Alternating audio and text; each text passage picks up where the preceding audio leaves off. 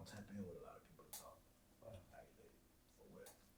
Y'all have a platform that I enjoy watching. It's professional. You know what I'm saying? So it's like you can learn a lot from a lot of niggas. But being here for the rest of my life, maybe I'll come back, but that ain't what I picture for my life. Sure. But back to that original question, man, having to pay to play in the industry, man, how much money do you feel like you invested in your career so far? That shit hurt me when I think about it. But I know it's gonna be worth it. I pray it's gonna be worth it. If I know what God know and I know, like I know this shit gonna pay off. But number, I done put at least 250 to 300 into this shit. And like last year alone, I probably spent 90,000.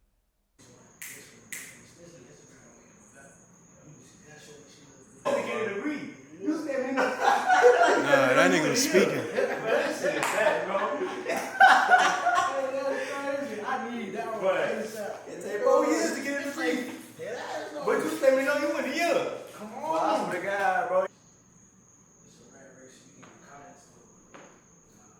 It's gatekeeped. Yeah, like you would think somebody would go viral, but you don't know that they just paid to go viral. Like, That's how it works, like, bro. People don't get that. They just pay for that spot, and they just pay for that blog, and that blog, and somebody put money behind them to make it look like an overnight success. That's what I'm saying, bro. People don't get that shit. A lot of people don't know. The media, man, when Charlamagne had the clip where he was comparing being a rapper in Atlanta and being a rapper here in the Carolinas. Man, people took that shit completely out of context, but go ahead, my bad. Most definitely, bro. So, like, what's your opinion of being a rising artist here in South Carolina? And, like, what do you feel like are the pros and cons of living here in South Carolina as an artist? Con is no scene. It's easy to get discouraged. Like, damn, bro, this shit's tiring. I'm tired. I was just feeling that you know what I'm shit saying? this Like, week. you feel it. It's like, damn, I'm putting so much into it. It's not feeding me yet. I'm not getting gas from this shit, bro. I can't even buy food from this shit yet. Like, all right, we rolling.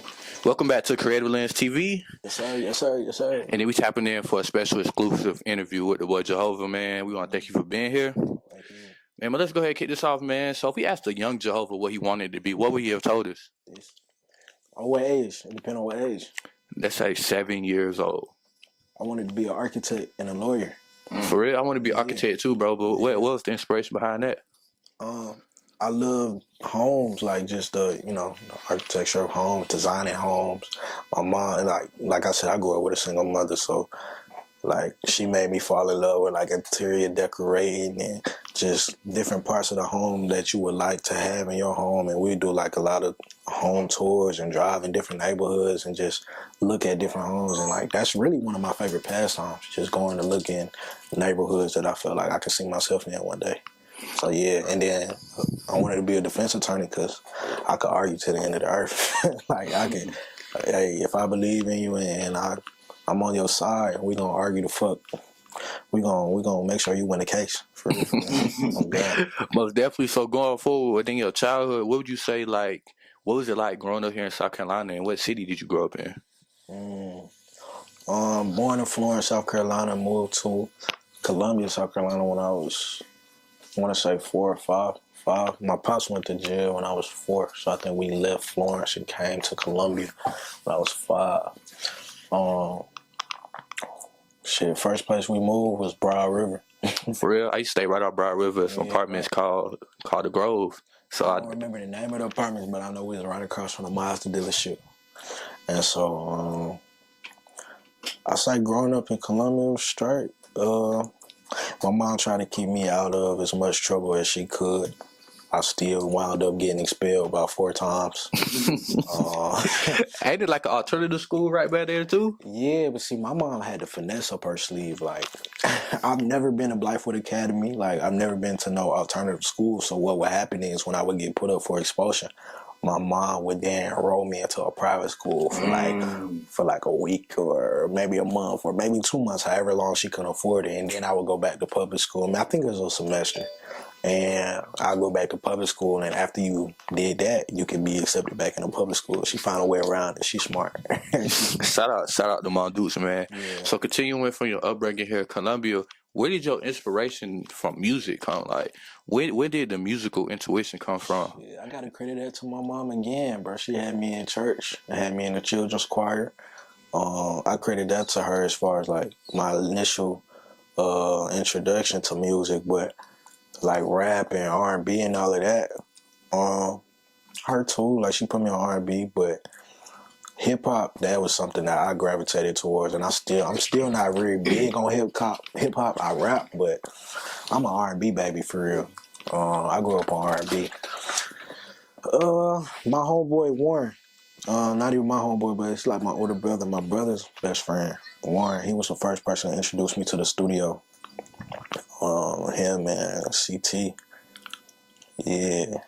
Rest in peace to that man. But yeah, he was the first person to take me to the studio, and I saw him rapping. I was like, oh shit, this hard. Most definitely. Then you felt like you could do that shit. Yeah. So from there, oh damn, gotta give credit to Amina too. Amina Gaines, man, she was like the first one around our section, like really making music that I knew right hand. Like I knew she was making music, and like she was in the studio, all kind of shit, like really doing it, had CDs, all kind of shit. So yeah, I started rapping around there, and this was like when Soulja Boy had like Pretty Boy Swag and all that shit. I made a song called Polo Boy Swag. Marco Polo. Yeah, but Polo is my thing, so I was like, most definitely. let me do that. So man, you was 7 years old, you wanted to be a lawyer, a architect, and now you're here at JUHOVAH. So how important is manifestation for you?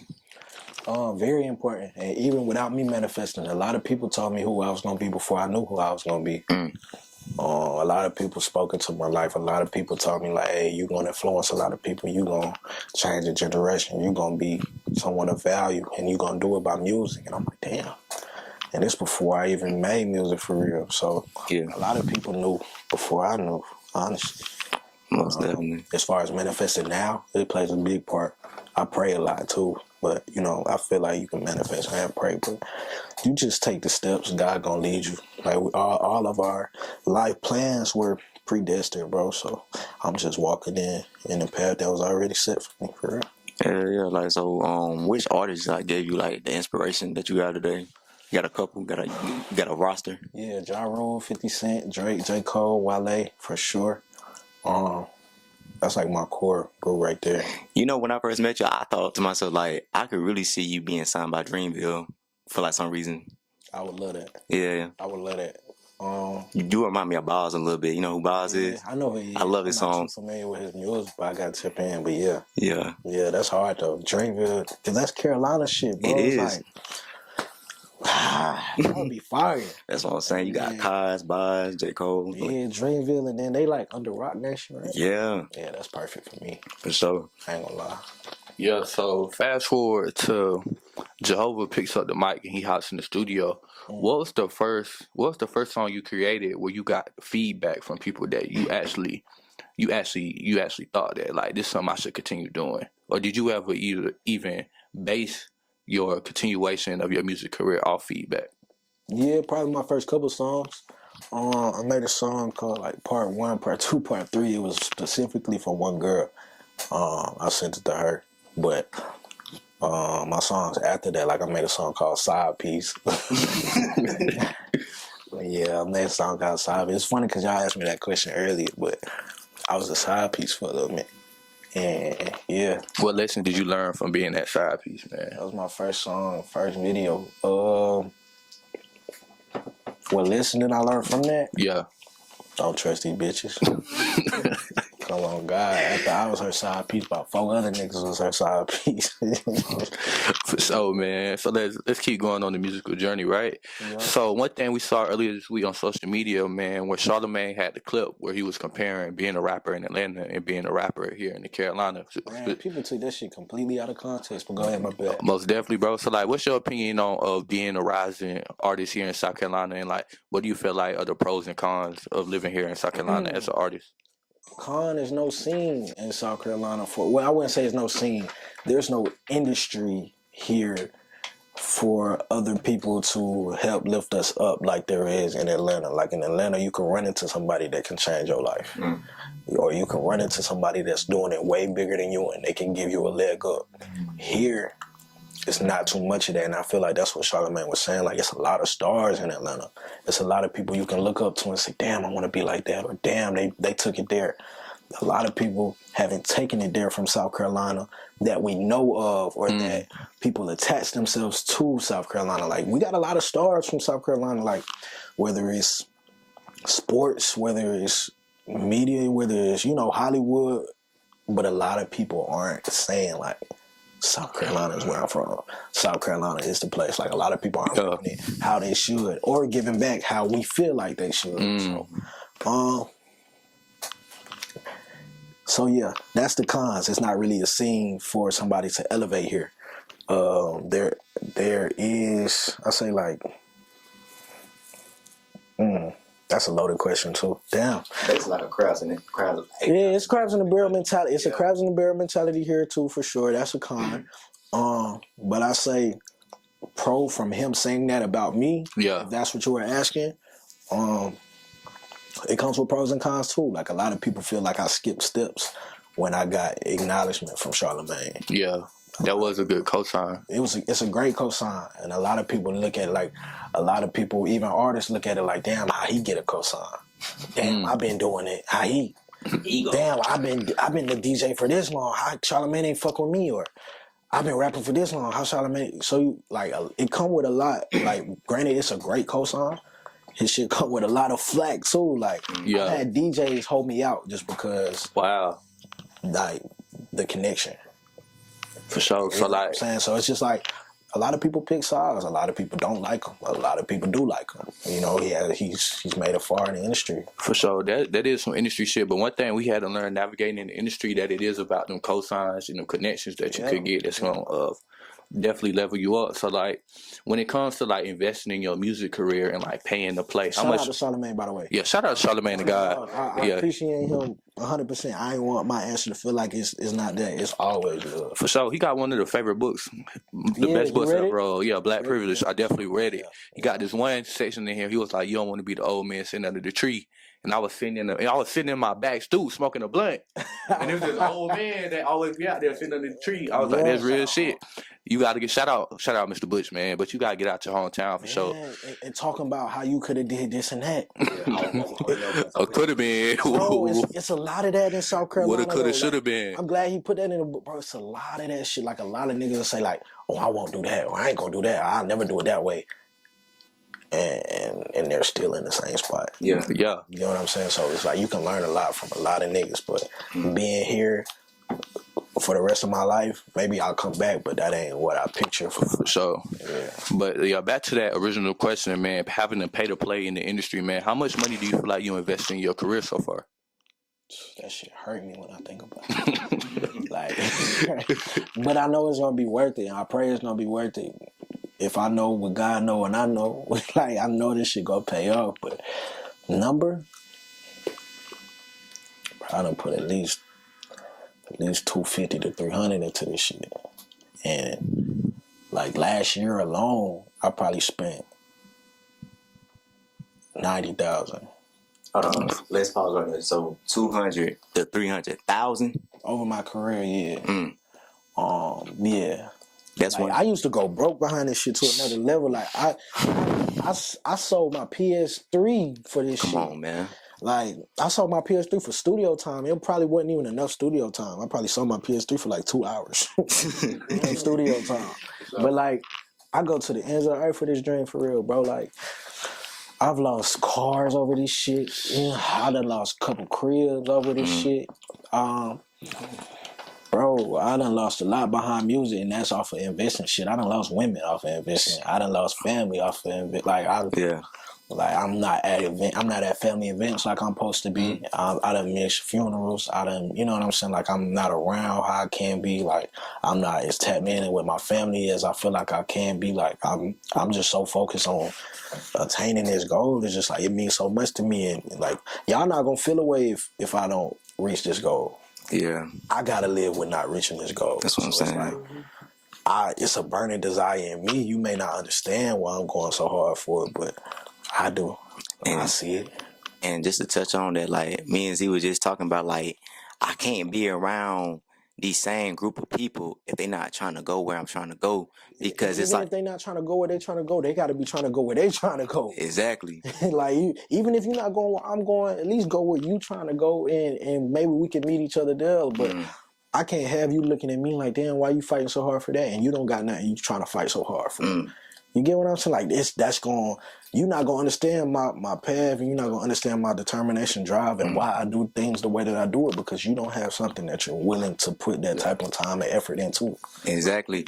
Yeah, and then like we were just saying, like, bro, when it comes to studio time and driving, like, bro, we be kicking out $300-400 every other weekend, and people look at us crazy, like, bro, y'all don't see what we see, so we don't care about like. It's so crazy. It's only gonna start being more money. That's what I'm saying. $900 for the day. We spent $940. That's crazy. But we love the game. We love the hustle. We love the drive. And one thing, like I noticed, like when it comes to us, we go to the right market. We go like to Atlanta. But it's only gonna be so long before y'all pop. Exactly. And y'all doing everything right. Exactly. I don't know if you noticed, but I don't have a lot of interviews. I don't tap in with a lot of people to talk. Wow. Like, for what? Y'all have a platform that I enjoy watching. It's professional. Y'all are doing all the right things. Y'all are investing into yourselves first and foremost. So I fuck with it. Appreciate it. But like 1,000 in a day, that's when you know you about to hit a switch. And what I mean by hitting a switch is like there's no amount of money that you wouldn't put into this shit. And that's the switch that you gotta hit to like get over that curve of getting closer. Like, you know what I'm saying? Like when you realize, oh, there's nothing I won't spend to make this happen. Exactly. That's when you're going to start getting closer. Man, and that's just what it is. Like, I do 12-hour studio sessions, bro. I used to do 12-hour studio sessions. And 3 times a week. You can ask my old engineer. I get 12-hour studio sessions. And walk out of that bitch, I be paying like $600-800 a day. $600 to $800 a day. And I do it 3 times a week. 3 times a week. Yeah, like, but I do this in a stretch of a month. I'll do it for a month consistently. Yeah. You know what I'm saying? Like, that's the type of, hey, that's me. Now you good, bro. It's authentic. I love what y'all doing, man. All right, we love, bro. Thank you so much, bro. Thank you. You good, baby? Okay. Yeah. But just to pick up where I left off on investing in yourself, investing in your careers, and like let's talk on like industry misconceptions. There's not a misconception we have now, but I think it's a misconception the general public have. Like having to pay to get in the room, pay for connections, pay for to get to certain levels to touch certain people's hands in a sense. Yeah. But do you think people have like this fairy tale about making it that I'm just gonna be that good and it's gonna happen for me, instead of you gonna have to pay for people to see you that good in order to want to make it happen for you? Yeah, you got to pay for the moment so it can happen. Right. Like, I struggle with this still, but I understand the ins and outs of the game. Like, everybody has paid to make it. Exactly. Now, especially in this day and age, like, they may look like an overnight success, but the way that the media is put out and the way that it's, constricted and it's gatekept. Yeah, like, you would think somebody would go viral, but you don't know that they just paid to go viral. Like, that's how it works, like, bro. People don't get that. They just pay for that spot, and they just pay for that blog, and that blog, and somebody put money behind them to make it look like an overnight success. That's what I'm saying, bro. People don't get that shit. A lot of people don't know, and you don't know until you get in the game. That's what I'm saying. Like, you watching Say Cheese TV in the same room. You don't know till you get in the game. Like, what's the name? And when I say get in the game, I mean like start hooping. Like, you don't know until you start trying to be a part of what you're seeing. Most definitely. Yeah, man. And that's the thing. Like, so I'm not gonna say it can't happen though. Keep dreaming, because it can't happen for you. The way TikTok, like, a lot of people didn't know TikTok was gonna be the way TikTok was gonna be. Like, now everything is constructed in a way where you got to pay to blow up on TikTok, or you can still possibly find the algorithm to blow up on TikTok. But a lot of people made it early off of these apps when the masses didn't know how to control them. Right. Now they know how to control them and how to make people pop. But they didn't caught up to the algorithm. Yeah, they caught up to the algorithm. But like when TikTok was first happening and people was going viral, the shit was organic. It was like, who the fuck? How the fuck? But now, man, they got a whole system to make a nigga pop on it. One thing I had noticed when it comes to these Instagram models, these artists, these people that got a lot of followers, they paid for promo. They paid to be on bigger platforms. You think of that person that had, I mean, like they just had that one viral video and then they got so many followers, but they own 4 different accounts that they got promoted from. So I'm like, bro, like once I started to see the game like that, like you really gotta pay for publicity. Yeah. It's not for free. You really gotta pay for it. It's a lot of smoke and mirrors going on. Yeah. A lot of smoke and mirrors. Like, I want you to see this, but this is what I'm actually doing. And this is what I'm doing behind this screen. It's a lot. Like, it's a lot of smoke and mirrors behind this shit. Like, I want you to look over here while I'm doing this over here to make it look like that over here. It's a lot. It's crazy. It's a lot. Everything is perception based. Perception. And we just seen you at the Quavo event. Yeah. So how important? That was dope. Yeah. So how important was it? Trinidad James actually invited me to that shit. Man, really, I wasn't even supposed to be there. I'm gonna keep it funky. Like, I wasn't supposed to be there. I know about the event, but I didn't plan on going. I hit up Trinidad James. I was watching Trinidad James Drink Champs. Okay. And my homie told me, he was like, bro, you know Trinidad James? My brother actually. He was like, you know Trinidad James from the crib. Like, he from Carolina. I said, for real? We did not know that. Yeah, he from Carolina. He went to White Nose. Wow. This nigga used to hoop at White Nose. And so when I found that out, I was like, wow. And it's because it's a lot of people in the industry from South Carolina. They'll never claim that shit. They never claim it. And I just, like, the moment he said it, I remembered where I was on the bus listening to All Gold Everything on the way to school. I remember that shit. On the way to school, I'm like, 2012 was that year for it. Yeah. All the music was up. You feel me? So I'm like, damn, like, that came from the crib? That came from Carolina. It gave me an energy boost. I'm like, yeah. It gave you reassurance. So I DM'd him. I was like, yo, Carolina link up. Like, you from the crib. He ain't see the DM. Then I went on his page and commented. I was like, Carolina link up. Like, link up. He DM'd me. He was like, yo, where you from? Where you living at? I said, bro, I just moved from West Columbia. Like, I'm from Columbia. I grew up in Columbia. I just moved from West Columbia, Lexington. He was like, word, shit. I said, I just moved to the A, though. He was like, where I'm being the A this day. Pull up to the studio. Shit, I'm excited, man. Yeah. I'm like, all right, man, we in the studio. I'm thinking we about to cook. His flight ended up getting mixed up or whatever. And he didn't make it to the studio. But he was like, yo, I'm doing this event tomorrow. Pull up. And that was the Quavo event. And shit, I saw Cody Shane. I done met her before. Cody Shane, DK Guwap, that's my boy. Fat Swag. Shout out my boy Fat Swag. We got some shit in the works. Swag, Foggy Raw. I hope I'm pronouncing that right. Tap in with him. And Quavo. Shit, I asked Quavo for a feature. I was like, hey, I'm gonna be real. I said, I got 10 racks for a feature. What's up? That nigga laughed me out. It wasn't enough. So, hey, there's levels to this shit, bro. Yeah. Well, our next question is, how do you get treated by your childhood friends since you came into Stardom?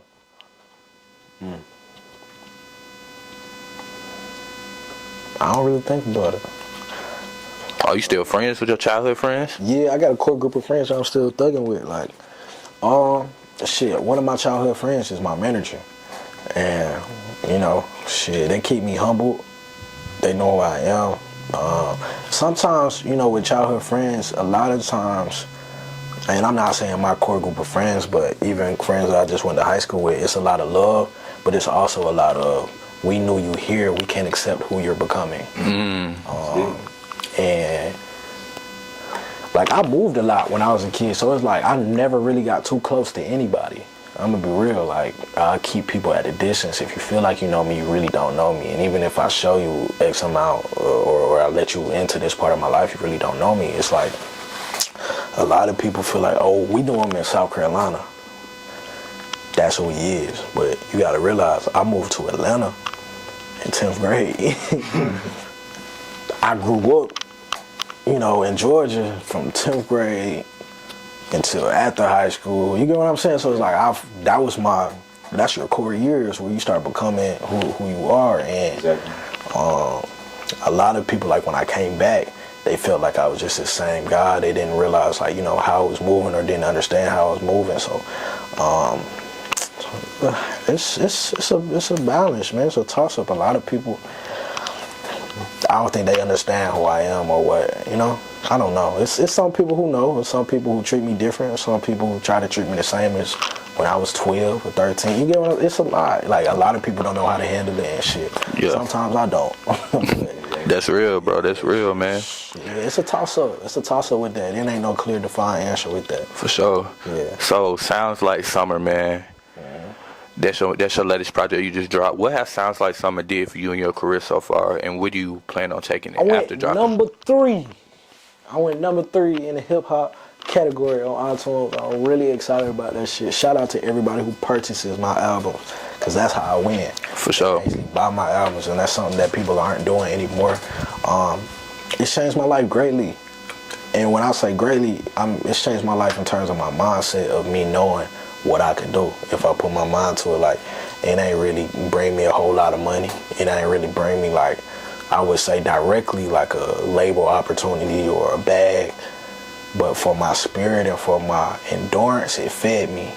Like, my endurance in this journey, like in this marathon, it fed me. Like, it showed me, like, look at what you did independent. Like, right. Look at what you did on the strength of your own back. Like, look at what you did after buckling down and focusing. Like, look at what you did. Look at what God helped you do. And look at what the people who support you helped you do. So, you know, like, in this game, bro, it's easy to get discouraged. Like, damn, bro, this shit's tiring. I'm tired. I was just feeling that shit. You know what I'm saying? Like, you feel it. It's like, damn, I'm putting so much into it. It's not feeding me yet. I'm not getting gas from this shit, bro. I can't even buy food from this shit yet. Like, and when I say feeding me, I meant, like, figuratively, but literally, right, yeah. Like, it's a lot. So when you accomplish things like that, it gasses you back up to keep going. You need that. You need couple that. Years. It feeds your soul, and I live for that, bro. I live for this shit. Like, for a while, I wasn't feeling it. Like, even up to last year, I'm like, damn, bro. I done spent a lot of money in music. I got 2 daughters. I got to start thinking different. I got to start saving for them. I spent a lot of I spent a lot of money on my dream, and I could have put that up for my kids. You get what I'm saying? Like, I'm thinking like that, and I'm like, damn. Granted, like, you know, they're taken care of, and they would, like, but I'm thinking like, damn, what if this don't work? Did I waste it? You know what I'm saying? It's something we all got to think about when you're chasing your dream. We all think about it like, damn, if this shit don't work, did I waste it? But I try so hard to keep them thoughts out of my brain. Like, you got to have a team around you that's forever uplifting you, because it's so easy for them thoughts to creep into our brain. For sure, bro. You got to have the right people around you. That way you got to have that nucleus, like those core friends. Nucleus, yeah. And then you got to know, like, one thing I tell myself is I don't do negative self-thoughts.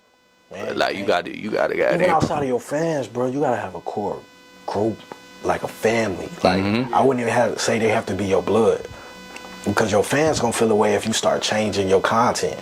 You see, your fans can change on you. That's real shit. You gotta have like you said, a nucleus of, like, family that you create, team that you create, that is so invested into you even when you're not investing into yourself, and pouring into you even when you're not pouring into yourself. You gotta have that shit. Nah, that's definitely real, man, because you don't choose your relatives, but you definitely can choose your family, man. Definitely. But, man, we're gonna have to wrap this up soon, man. So, sticking to the music, man. So, with that being said, like, what type of vibe does your music bring, and what do you say people get or are benefiting from when they listen to it? Good vibes, great vibes. It's fun music. I'll talk about sex too. I'm sorry. It's an activity everybody enjoys. It's just, man, I don't talk about shooting, killing, and robbing, and stealing, and even when I was in the streets trapping and shit, I'm not talking all about that. Like, who gives a fuck, for real? Like, I want to talk about, I like women, I love women. Like, I want to talk about love and happiness and peace and finding it if you chasing it. And you know what I'm saying? Like, shit that really matters, I feel like. Like, all that other shit, and like, oh yeah, I just bought this, or I got this much money, or that shit is just vain. For sure. Sex vain too, but man, I talk about what's true to me. All right, that's all I can say. I ain't gonna condemn nobody else. I talk about what's true to me, bro. And women is true to me. For sure, man. And like the last couple questions, man, you was just talking about like the sex, money, murder, and the music, right? Yeah. So, man, how you feel about the state of the rap genre, and especially record labels starting to prioritize the Afro beats and the Latino artists over traditional rap artists now? We're declining, bro. We're declining because of our topics, but not because of just the topics, but the feel of our music is not sought after anymore. Like, even if they are talking about shooting and killing in the, like that, she say she bad from which part? Like Taliban, but that nigga talking about shooting and killing too. Yeah. That nigga talking about getting niggas out of there. Yeah. But he's doing it in a way that you can dance to it. Yeah. You can groove to it. That's so real. It's still feel good music. Like, hip hop used to be feel good music. This shit don't make nobody feel good no more. Yeah, I seen a video where a dude was he was talking like the club and the scene ain't the same no more because we all in there trying to vibe the murder music. We can't vibe the murder music, bro. Like, nah, bro, 223s and 66 whatever's. Like, bro, yeah, it's not fulfilling, bro. It don't make you feel good. Women want to come to the club and dance. You got women in the club rapping full throwing up middle fingers, all that. Gang in that bitch. Like, it's cute sometimes, but I don't. Yeah, like oh shit, she gutter. I like it, but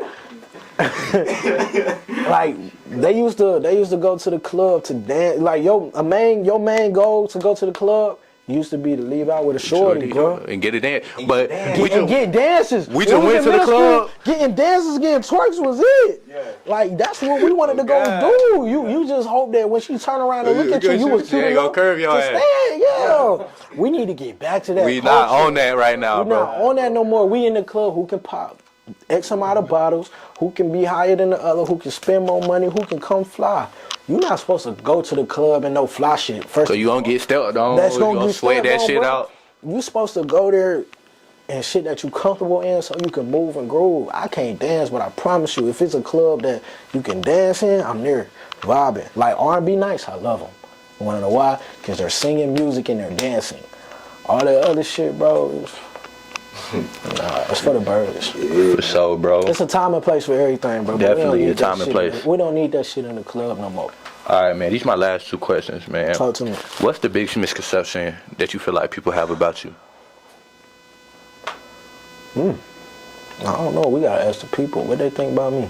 But for sure, we gonna do a JUHOVAH poll. What's the biggest misconception? Yeah, the biggest misconception? Yeah, I don't know. Damn, that's a good. I don't know. I don't too often think about what other people think about me. That's a good thing. Yeah, like that's not my problem. Like what you think about me, that's a personal thing. I'm just here to be myself and to actually be me. I don't know what. I don't give a fuck for real. Most definitely, bro. And the last question is, I just want you to know I'm a good daddy and I'm a good rapper. Anything else, I don't give a fuck about. Most definitely, bro. And then the last question is, are you a role model? And what type of use do you want to do with your influence? Definitely a role model, even when I didn't want to be. Definitely a role model now that I'm aspiring to be. I want to change the life of a lot of kids, bro. Like, I want kids, especially in South Carolina, to know that dreams can come true, for one. You aren't your environment. You can make it further than where you from. You can make it further than the ground you standing on. No matter your family situation, no matter your financial situation, I want to give back as much as possible. That's really my biggest goal in the music shit, outside of being, financially stable for me and my family. I want to give back. I want to change other people's lives. I want to, put a smile on people's faces. I want to help. I love helping. Even when, the help isn't appreciated. I want to continue to help. Like, that's all I aspire to do with this shit, bro. I just want to help as much as I can, anywhere I can, any way I can. Most definitely, bro. JUHOVAH Times Creative Lenses TV. Man, we want to thank you, brother, for being always willing to collaborate since we met you. I appreciate y'all having me. No problem, man. It's all love. So much love, bro. Anything you want to tell the people, Zay? It's not where you start, it's where you going. Yeah. And this stuff clear testimony of that. We all going somewhere, but we all started in Carolina, and it's up from here.